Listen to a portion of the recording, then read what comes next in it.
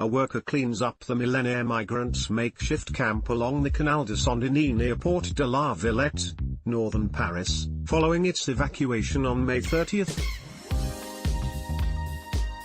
More than 1,000 migrants and refugees were evacuated early in the morning from the camp that had been set up for several weeks along the canal. Police and ambulances are seen at the site where a gunman shot dead 3 people, 2 of them policemen, before being killed by elite officers, in the eastern Belgian city of Liege. French President Emmanuel Macron meets with Mamadou Gassama, 22, from Mali, at the presidential Élysée Palace in Paris.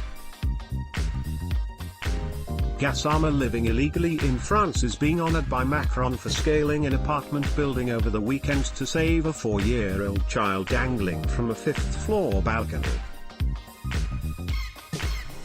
Migrants wait to disembark from the ship Aquarius in the Sicilian harbour of Catania, Italy. Island awaits the official result of a referendum that could end the country's ban on abortion.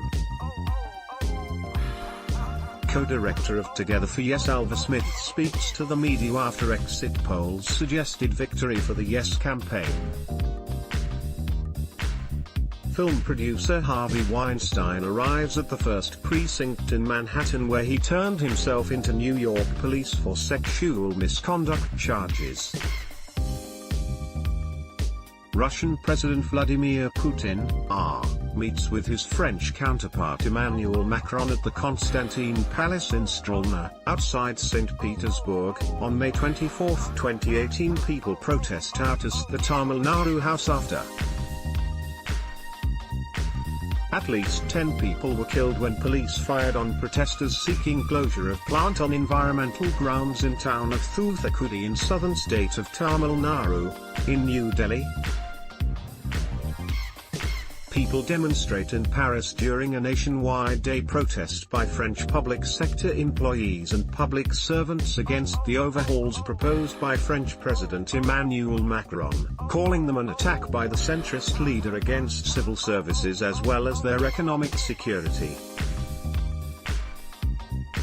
Newly appointed Catalan President Quintero arrives to visit jailed Catalan separatist politicians at the Extremera jail near Madrid. Venezuelan President Nicolas Maduro casts his vote during the presidential elections in Caracas. Maduro was seeking a second term in power. Channelized lava emerges on Kilauea volcano's lower Reef Drift zone on Hawaii. The USGS said on its website that a fast-moving Pahoehoe lava flow that emerged from Fissure 20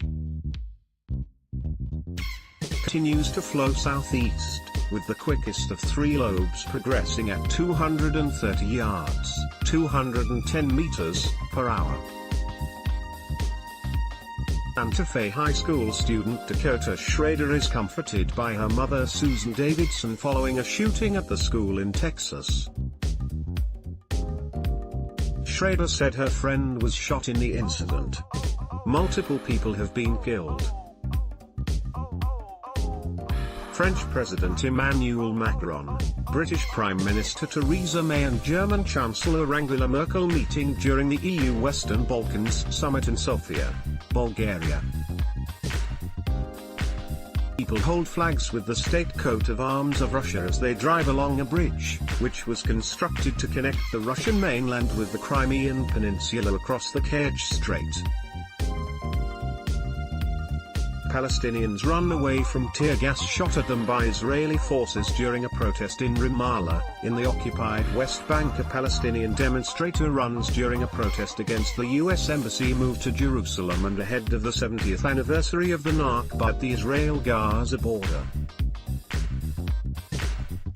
A bullet hole on the window of a cafe in Paris, the day after a knifeman killed 1 man and wounded 4 other people before being shot dead by police. Germany's Chancellor Angela Merkel looks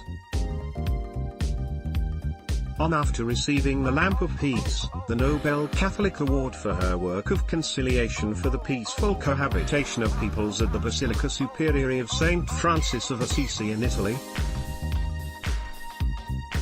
Police forensics investigate the death of 7 people in a suspected murder-suicide in Australia. 4 children are among 7 people that were found dead at a rural property in Osmington, near Margaret River. Detectives are investigating the incident, which was said to be treated as a murder-suicide, media reported. 2 firearms were found at the scene, Western Australia police said. Missiles rise into the sky as Israeli missiles hit air defense position and other military bases, in Damascus, Syria. The Israeli military on Thursday said it attacked dozens of Iranian targets in neighboring Syria in response to an Iranian rocket barrage on Israeli positions in the Golan Heights, in the most serious military confrontation between the two bitter enemies to date. Iranian MPs burning a US flag in the parliament in Tehran. Iran said it will hold talks with signatories to a nuclear deal after US President Donald Trump's decision to withdraw from the accord, which it branded psychological warfare. President Hassan Rouhani also said Iran could resume uranium enrichment without limit in response to Trump's announcement. Newly elected Prime Minister of Armenia Nikol Pashinyan addresses the crowd in Republic Square in Yerevan. The leader of protests that gripped Armenia for weeks was named the country's new prime minister on Tuesday, overcoming the immediate political turmoil but raising uncertainty about the longer term. Russian President Vladimir Putin walks before his president inauguration ceremony at the Kremlin in Moscow. Lava from a robust fissure eruption on Kilaue's East Rift Zone consumes a home, then threatens another, near Pahoa, Hawaii. The total number of homes lost within the Leilani Estates subdivision thus far is 21. And geologists from the Hawaii Volcanoes Observatory do not expect the eruption to cease anytime soon. A local state of emergency has been declared after Mount Kilauea erupted near residential areas, forcing mandatory evacuation of about 1,700 citizens from their nearby homes. The crater's floor collapsed on the 1st of May and is since then continuing to erode its walls and generating huge explosions of ashes. Several earthquakes have been recorded in the area where the volcanic eruptions continue, including a 6.9 magnitude earthquake which struck the area on the 4th of May. Russian police carrying struggling opposition leader Alexei Navalny at a demonstration against President Vladimir Putin in Moscow. Thousands of demonstrators denouncing Putin's upcoming inauguration into a 4th term gathered in the capital's Pushkin Square. Chinese President Xi Jinping speaks at an event to mark Karl Marx's 200th birthday at the Great Hall of the People in Beijing. President Vladimir Putin meets with FIFA President Gianni Infantino in Sochi, ahead of the 2018 World Cup in Russia. Supporters of opposition lawmaker Nikol Pashinyan protest in Republic Square in Yerevan, Armenia. Pashinyan has urged his supporters to block roads, railway stations and airports after the governing Republican Party voted against his election as prime minister. Cubans march during the May Day rally at Revolution Square in Havana. The sky is the limit. A Saudi man and woman fly over the Arabian Sarawak Mountains in the first ever joint wingsuit flight in traditional dress. A symbolic leap of faith towards women's empowerment in Saudi Arabia. a general view for the damaged railway station in Al-Qadam neighborhood, after it was recaptured from Islamic State militants, in the south of Damascus. According to media reports, the Syrian army continued the military offensive it has launched earlier this month against militant groups entrenching in southern Damascus and captured several neighborhoods, including Al-Qadam and Al-Asali, and targeting the remnants of armed groups in Al-Hajar al-Aswad and its surrounding in Damascus' southern countryside.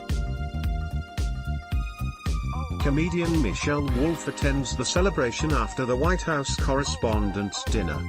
Conservatives walked out after Wolf brutally ridiculed President Donald Trump and his aides during her piece. North Korean leader Kim Jong-un and South Korean President Moon Jae-in raised their hands after signing on a joint statement. North Korean leader Kim Jong-un, left, and South Korean President Moon Jae-in raised their hands after signing on a joint statement at the border village of Panmunjom in the demilitarized zone, South Korea. The Korean War will be formally declared over after 65 years, the North and South have said.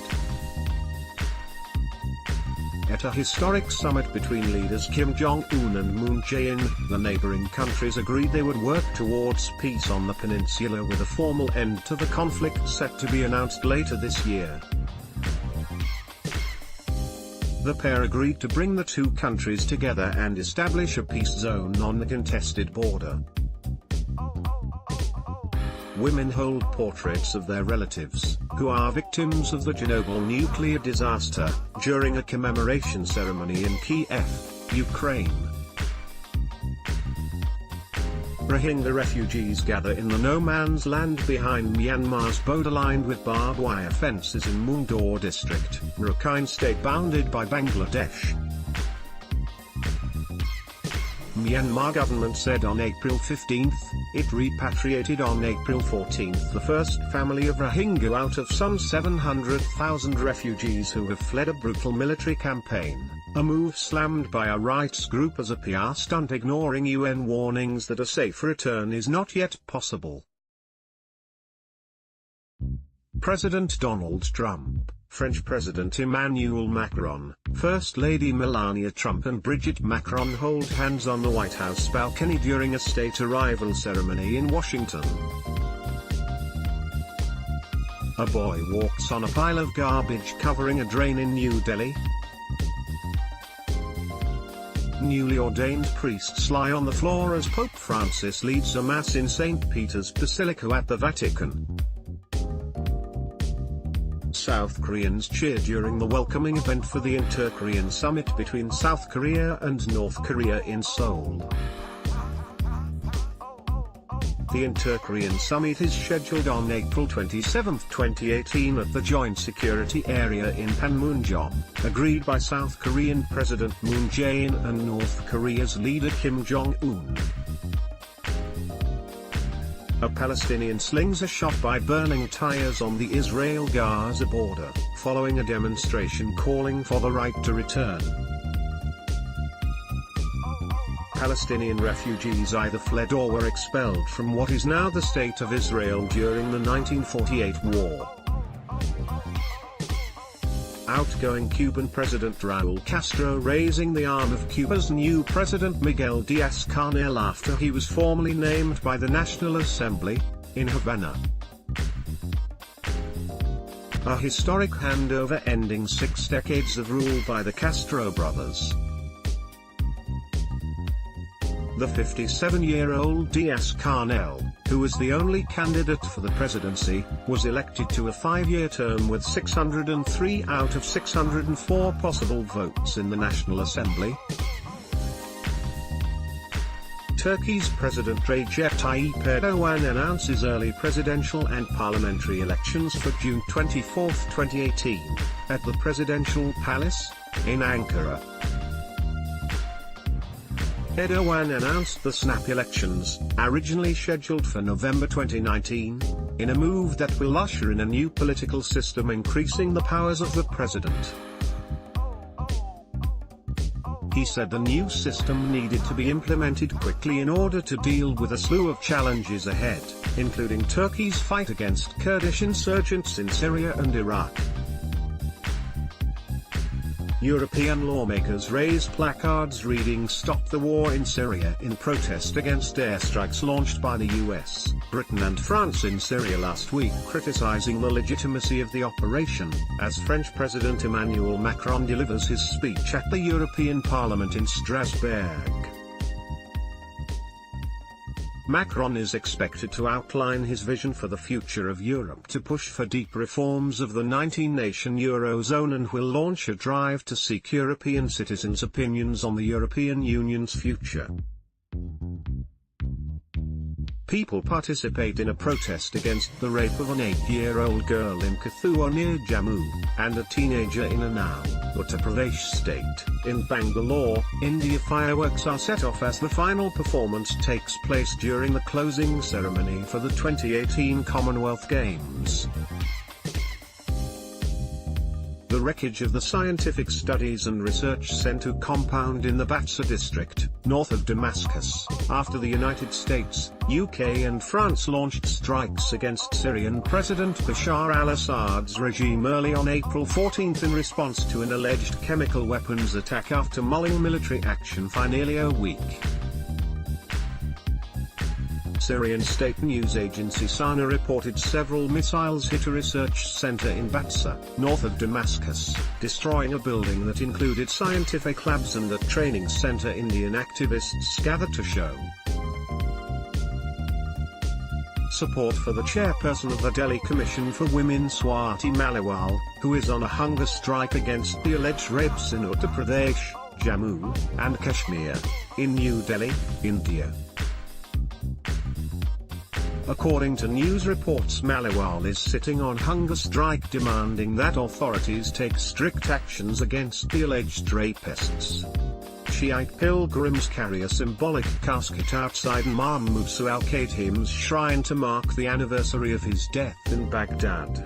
Iraq's seasonal winds washed tons of debris ashore at Matahari Turbot Beach, near Sanur, Bali, Indonesia.